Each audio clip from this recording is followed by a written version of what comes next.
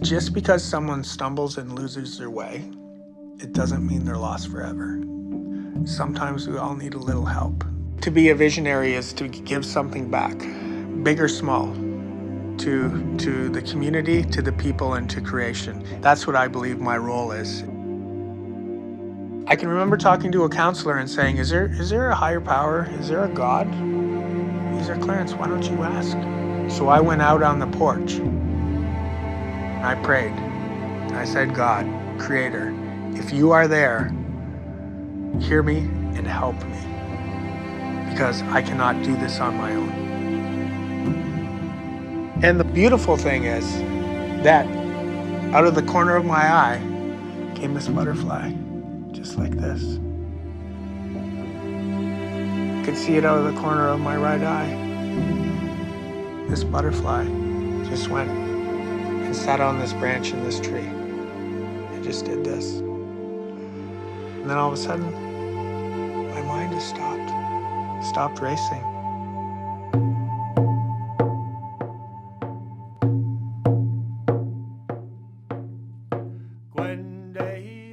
And from that day forward, I knew that I wasn't alone. And I've never been alone, even when I was incarcerated.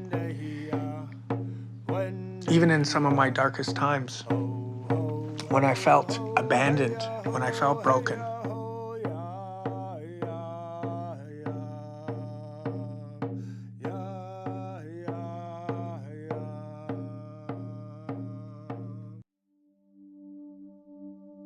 My sister and I was 2 and she was 4, and we became crown wards of the Children's Aid Society. I can remember the CAS telling my sister and I that we were Indigenous, but they only disclosed limited information.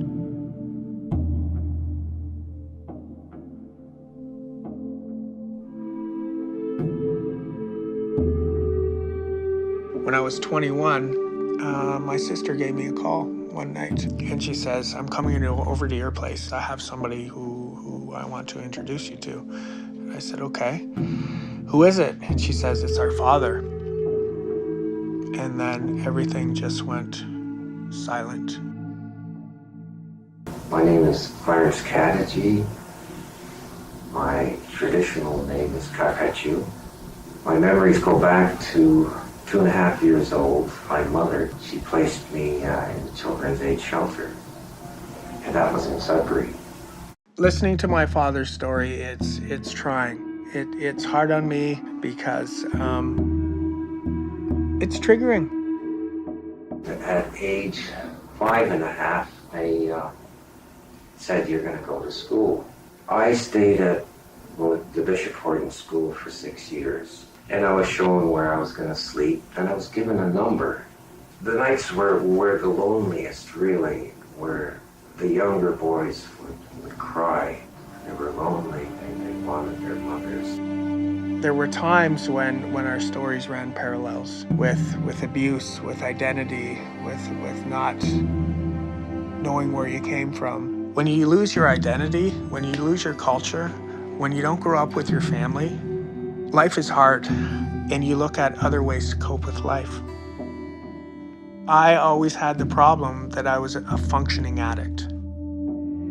After my marriage fell apart, I slid right into depression, and I just embraced alcohol and drugs. I got caught hard in the grips of addiction. I found myself on the streets, homeless, broken, lost. I did the one thing that I said I would never do because I know how painful it is. I abandoned my own daughters.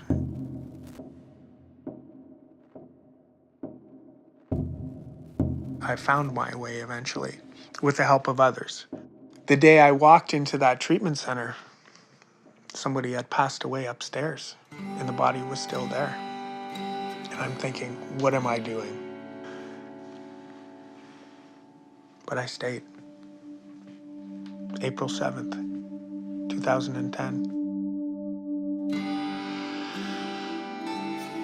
And that's mind-blowing from where I was and what I was doing. to where I am now.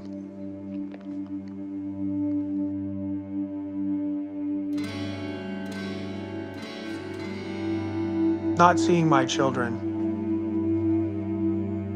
that's something that really still hurts me today. I've done a lot of damage. I'm not proud of that. But it's like that's all about the intergenerational trauma that started off 100 years ago. It goes back to colonization. It goes back to oppression. It goes back to the Indian Act. It goes back to the residential schools. It's like each generation gets a bundle. And they go, here, this is yours. Deal with it. Like that. Yeah. And this. So do this. That's why I feel good about being on the road that I'm on and doing what I'm doing and stopping that. The bundle that I'm passing on to my daughters, it's a bundle that's intended to bring them meaning in their life. It's intended to keep them connected to their identity, and it's a bundle that's made with love. While I was in detox, I was starting to look at a different way to live, because I knew that my role as a father, my role as a community member, my role as a man in creation, I had some responsibilities. I noticed a gap in the system in our community that after individuals went away to treatment centers, there was no clean, safe place for them to come out into.